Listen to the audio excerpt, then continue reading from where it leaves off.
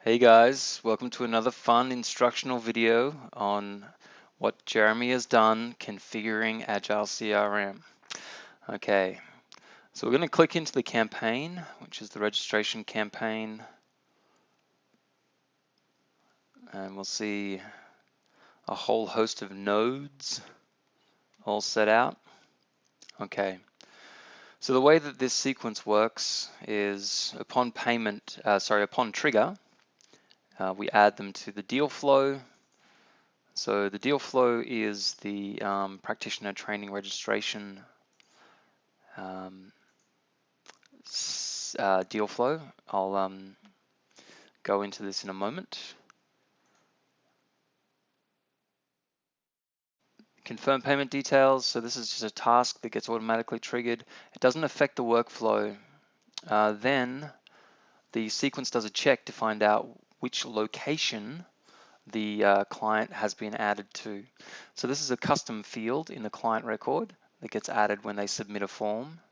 And then depending on the location, will determine when the first opportunity to send the 3 weeks out email or the welcome email.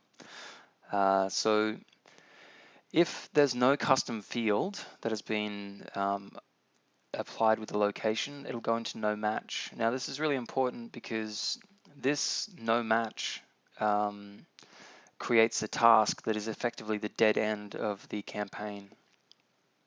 So what we need to do is, should that task get generated, and it'll be a task that reads review submission details, location info not collected. If that task gets created, then you need to manually add the client back into the sequence once the location information has been applied. So let's go into a contact record and I'll just show you that custom field and what it means. We're also going to do some groovy changing of stuff. Okay, so let's just click on Inga, who we know is in the Sydney course. Now you'll notice that the tag of Sydney is applied. That's half the battle. You also need to make sure that the custom field of course location is assigned to Sydney. Okay, why is that so? The reason is that the location tab that we're using is a territory tab. So when we click on that, we only have the options of matching against either a geographical element or a custom field. So these are our options: country, state, city, custom field. These items, country, state, and city, they correlate to the address of the client, not the course location. Okay, so we'll just update that. Katrina Walton is browsing. Isn't that a little bit of a coinky dink? Okay, so now we're going to do something fun. The Melbourne course has been cancelled, so we've got to go into the Melbourne information and update this to be Hobart. Actually, we'll cancel that. We'll add a new one. Okay, so Melbourne may come in handy again. Tasmania.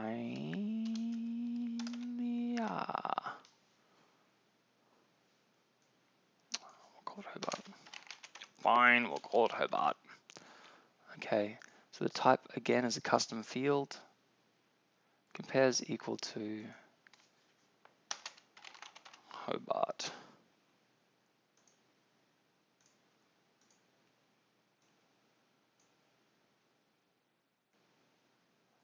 Okay, so we're just going to update that now.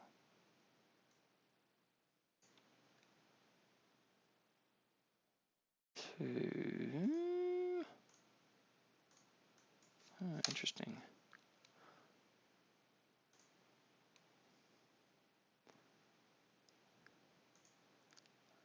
So what I've done previously is just identify the custom field value, which is just the name.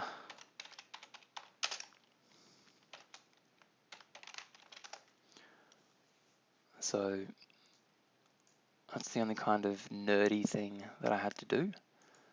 Save that. Now what that does is it creates this node over here. Now we're going to start getting into trouble because we're almost certainly at the end of our number of available nodes. There's only 25 allowed in any sequence. So I'll save that. With the location nodes, you can have as many locations as you want. It all adds. It only counts as one node. But I think if we try to duplicate, yeah, one of these location nodes. Okay, so what we're going to do is we're going to delete out Melbourne and use that instead for Hobart. So Katrina sent me an email with the dates for Hobart. And hopefully I don't have anything incriminating in my inbox. If I do, Katrina.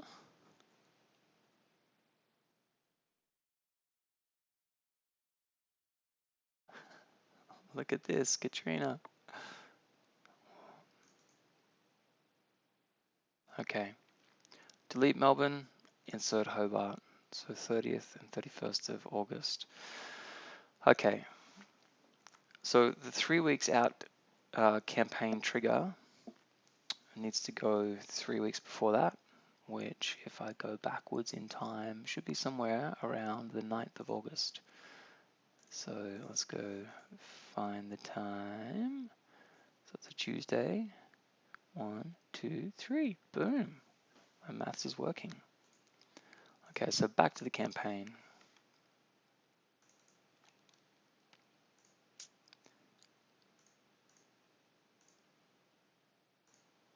9th of August, 10 a.m. and put it in the same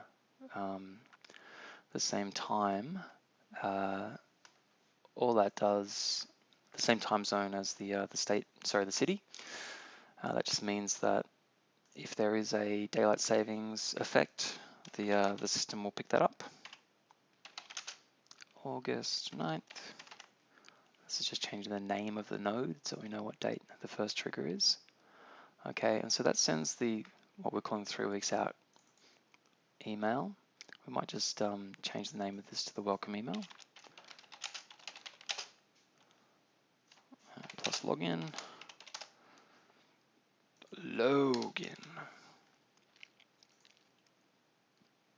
Okay, so now the first email will trigger. The deal stage will be updated to portal access sent.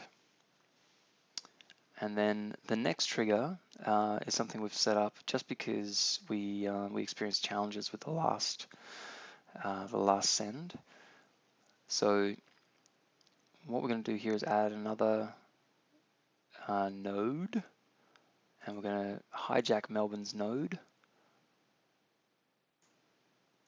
add in Hobart,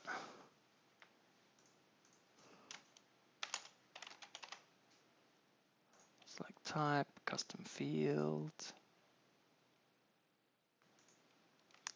and again, just the name of the custom field, location, like that.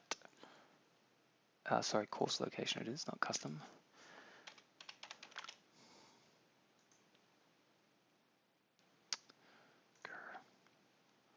Let's just steal Adelaide's. There we go.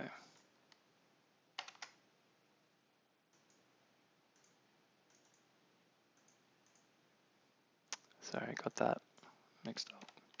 Course location and the value is Hobart.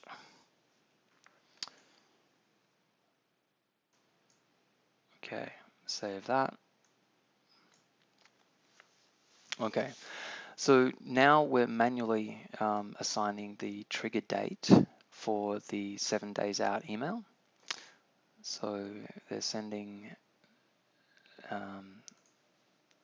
the course is on the 30th of August, so we'll send this on the 23rd, 1 p.m. is fine.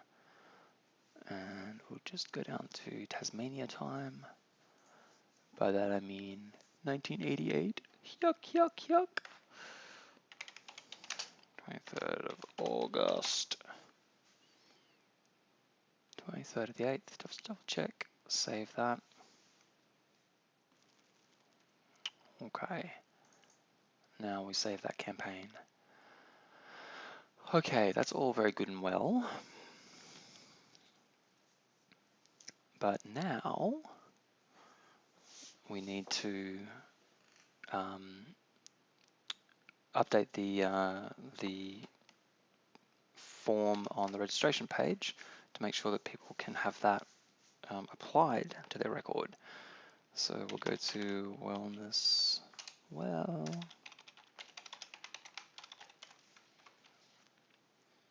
10 o'clock, it's never too late to be what you might have been. Not even at 10 o'clock.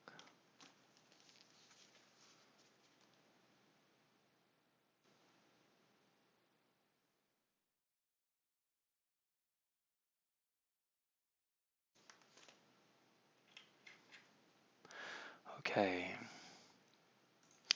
so we'll just log in.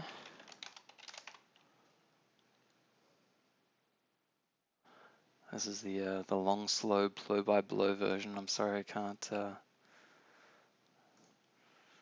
make it all a bit more punchy.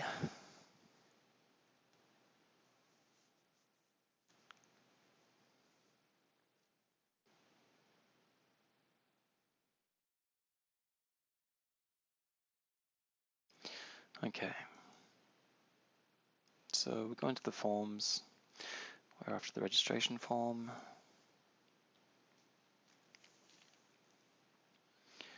What we want to do is add a new course location to the drop-down fields. So just clicking on this, add a new value of Hobart.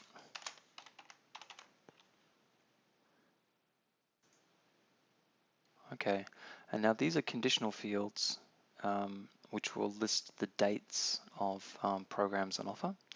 So we'll just duplicate Perth and go in there and update the details. So this is built this way so that if you have multiple dates running at the same time, you'll be able to have them be drop-down options relative to location only. It'll be a simpler user experience. So 30th and 31st of August, I believe. 30th, 31st, yep.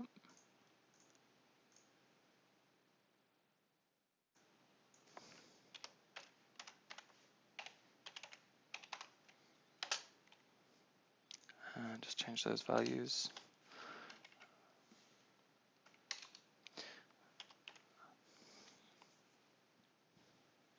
And now this is set up as a conditional field, so we just need to make sure that when course location is Hobart, it is visible like that.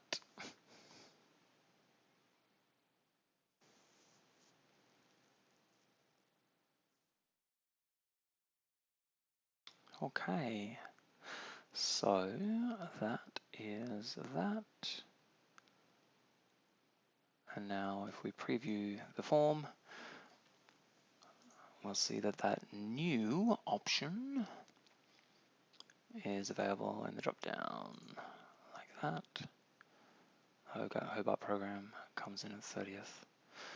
Okay, so we're going to keep Melbourne in there just for now, and I'll just update this value to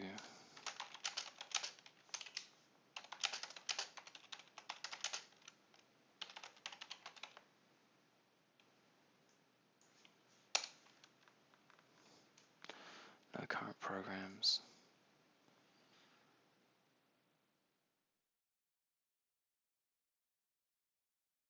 So if anyone does select it, they're gonna know that there's no current programs. Now, if they can't work that out, you probably don't want them coming to your course anyway. Okay, so now we'll do it backwards. So from the form, we're updating course location. Each of these drop downs is the course dates for programs. As you add new programs, delete out the ones that have lapsed. There's no limit to how many programs you can announce in advance. Just add additional lines like that and just put the dates in. We're separating the values into formats that can more easily be read by computers. So this is the label or the front-facing information, and this is the actual value that we'll use in programs like Agile. So we'll update that. This will automatically update on the preview, sorry, the registration page. And now when somebody chooses Hobart and they submit that form, the campaign trigger, which we'll just have a quick squeeze at to close off, is, I believe, the application of the tag prac paid. So we'll go to the campaigns list, payment confirmation trigger. Let's just manage the triggers and find out what that means. So yeah, this trigger is the tag of prac paid is added, and that launches that campaign. Okay, hope all of that is perfectly clear and amazing. The end.